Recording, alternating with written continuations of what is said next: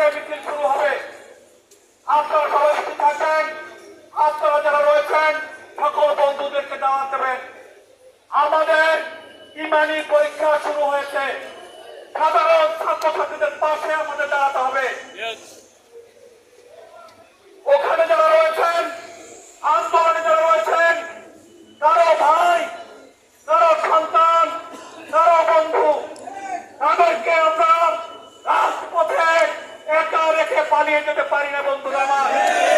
আমাদের সেই ইমানি দায়িত্ব নিয়ে তাদের পাশে অবশ্যই থাকতে হবে। এ পর্যায়ে সংক্ষিপ্ত বক্তব্য রাখবেন বাংলাদেশ জাতীয়তাবাদী আইনজীবী ফোরাম সুপ্রিম কোর্ট ইউনিটের সিনিয়র যুগ্ম সাধারণ সম্পাদক অ্যাডভোকেট মোহাম্মদ আলী সংক্ষিপ্ত বক্তব্য রাখবেন। বিসমিল্লাহির রহমানির রহিম। সাধারণ ছাত্র ছাত্রীদের ন্যায্য দাবিকে প্রতিহত করার জন্য আওয়ামী লীগ, যুবলীগ, ছাত্রলীগের, টোকাই লীগের কর্মীরা গতকাল থেকে নিরীহ ছাত্র ছাত্রীদের উপরে যে হামলা শুরু করেছে, সেই হামলার প্রতিবাদে আজকের এই তাৎক্ষণিক সভায় যারা অংশগ্রহণ করেছেন সকলের প্রতি ধন্যবাদ কৃতজ্ঞতা জানাচ্ছে। আগামী রবিবার 1টার সময় আবারও কর্মসূচি ঘোষণা করা হয়েছে। আমরা সকলে মিলে উপস্থিত থেকে এই নির্যাতিত ছাত্রদের পক্ষে আমাদের কণ্ঠস্বর উচ্চ স্বরে স্লোগান দিয়ে আমরা আমাদের ইমানি দায়িত্ব পালন করব, সেই আহ্বান জানিয়ে আমার বক্তব্য শেষ করছি। সকলকে ধন্যবাদ।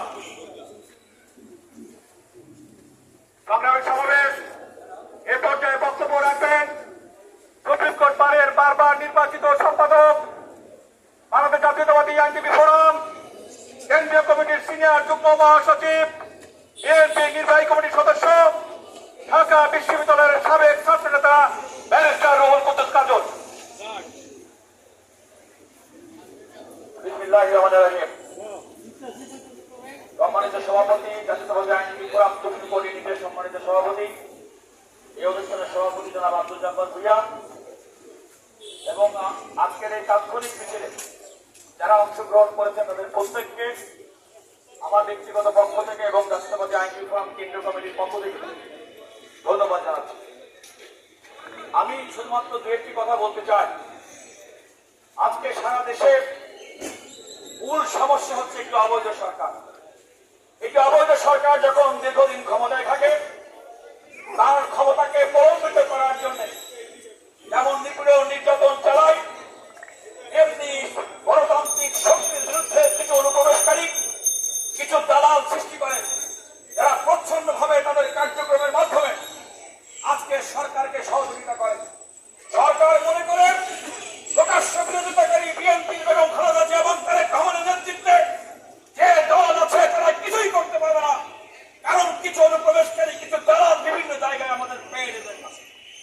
আমি আজকের সভা থেকে বলতে চাই, আমাদের এই আন্দোলনের কর্মসূচি এমন হতে হবে, ওই সরকারের দোষর সমর্থক তাদেরকে যারা পৃষ্ঠপোষকতা করে বিন্দুমাত্র তাদের বিরুদ্ধে সামাজিক ভাবে ঘৃণা বয়কটের মাধ্যমে আমরা ছাত্রদের ন্যায়সঙ্গত আন্দোলনের পক্ষে আমরা আজকে ছাত্রছাত্রীদের কোটা বিরোধী আন্দোলন কোন রাজনৈতিক আন্দোলন নয়, কিন্তু সারা দেশের মানুষ সেই আন্দোলনের প্রতি সমর্থন দিয়েছে। দেশের গণতান্ত্রিক দল হিসেবে বিএনপি এবং তার অঙ্গ সংগঠন গণতান্ত্রিক মূল্যবোধে বিশ্বাসী করে বলে আমরা মনে করি এর একমাত্র সমাধান এই অবৈধ ক্ষমতাধর, এই অবৈধভাবে ক্ষমতাসীন সরকার এবং তার দোসর যারা বিভিন্ন জায়গায় থেকে বসে আছে তাদের পতনের মাধ্যমেই বাংলাদেশে প্রকৃতপক্ষে গণতন্ত্র ফিরে আসবে, ছাত্রছাত্রীদের অধিকার, ন্যায়সঙ্গত অধিকার বাস্তবায়িত হবে। আপনাদের সবাইকে ধন্যবাদ।